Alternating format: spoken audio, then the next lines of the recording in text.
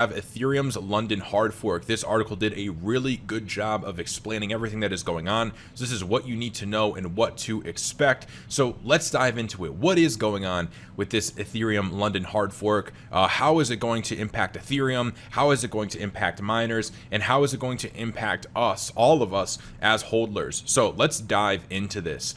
Although it was initially scheduled, the London hard fork to take place in July, a recent statement from Ethereum developer asserted that the hard fork will occur on August 4th of 2021.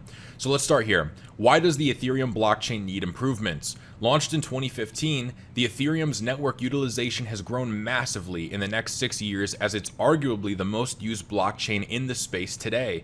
It has become the home for multiple stablecoins, countless NFTs, and DeFi projects. With this utilization, though, came significant hurdles for the current proof of work consensus algorithm. Those included delayed transactions and unreasonably high fees reaching 4 digits in USD on some extreme occasions. And I think we all have experienced that, right? When you go to do a transaction and that ETH gas fee makes it pretty much not worth it, right? Definitely some issues there. The developers working on the ETH blockchain saw this, and their ultimate solution is to transition the network from proof of work to proof of stake. However, it's a complex procedure requiring years of developing, testing, and implementing before it is completed.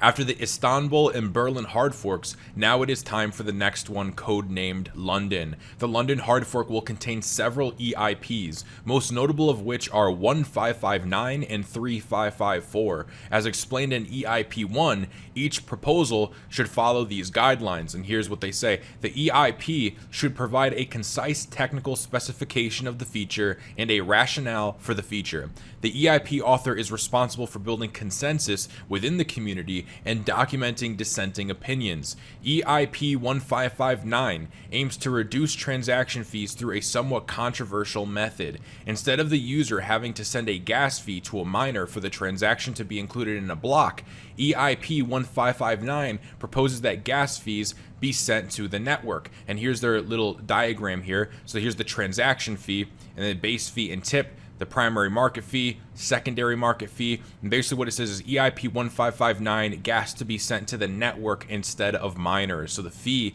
is being sent to the network. Essentially, this new pricing mechanism will burn the fee, which will reduce the overall supply of Ethereum, which sounds pretty good, right? Burning some overall supply of Ethereum, that could be good. The base fee will change with each block. It will depend on the network congestion, as if one block is 50% or more full with transactions, the fees will increase and vice versa. Now again, on the surface, this looks like this could be good, right? Burning the supply of ETH. A lot of people think that would bring the price up, so that's one possible scenario. Later on in this article, they also go over a possible, backfiring of that scenario. So that'll be pretty interesting. We'll go over that here in a second.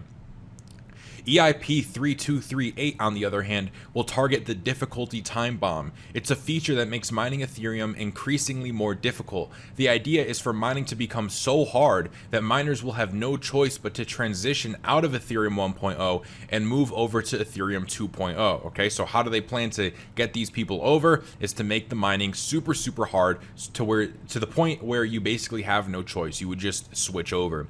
The developers explain the motivation behind EIP 3554 as follows. They say targeting for the Shanghai upgrade and or the merge to occur before December 2021, either the bomb can be readjusted at that time or removed altogether.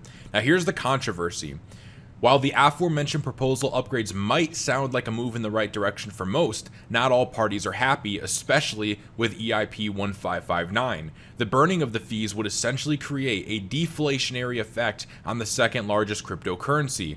Although this could enhance ETH's chances to become a preferred store of value asset due to the lower supply, it would reduce miners' profits. Okay, so if this came about, if you were just simply a holder, and you were, looking to get an increase, get an ROI on your Ethereum, right? A lot of people talk about Ethereum could be a store of value. I mean, at this point, guys, it seems like, what cryptocurrency can't be a store of value? If Bitcoin can and Ethereum can, then how come XRP can't? And how come, any other of these cryptocurrencies can't, right? It's almost like, I feel like it's being used a little too loosely, this store of value argument. But anyways, that's probably an entirely different video. Going back to staying on point, as a holder, right, if you want your Ethereum to increase and make a lot of money on it, this could be a good thing, right? Because if it transitions to kind of the store of value asset, then it's going to be a good thing. But if you're a miner of Ethereum, then this will be bad because it would reduce miners' profits, hence the controversy. Ethereum mining has indeed been a lucrative business, with profits surging to new highs in the past year or so. After the London hard fork, this could change, even though users will have the option to tip the miners if they choose to. And a recent report by Coinmetrics asserted that 1559 might not help with reducing the gas fees at all. It indicated that the high transaction costs are, quote, fundamentally a scalability problem, and as long as DApp usage keeps increasing, which is the current trend, they will remain at these levels. So that poses me to ask you guys a question. What do you guys think? Do you guys think that this is fundamentally a scalability problem, or after this London hard fork, we should see most of these issues disappear? Really interested in reading your guys' comments and seeing what you guys think. Instead, the paper outlined another possible solution, at least until Ethereum 2.0 arrives. It comes from layer 2 scaling networks, as several blockchain projects have already launched such projects. In any case, the London hard fork is among the most anticipated events in the cryptocurrency space this year, and will most likely have a significant impact on Ethereum's highly utilized blockchain. So that is everything that you need to know about the Ethereum London hard fork, how it affects you as a hodler, how it affects you as a miner, and the controversy behind it.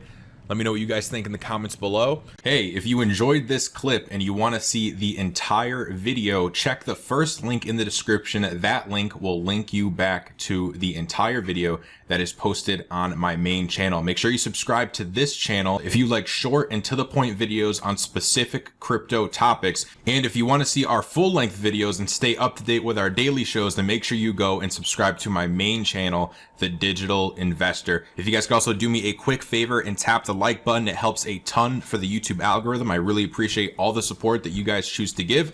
And with that said, I will see you on the next video.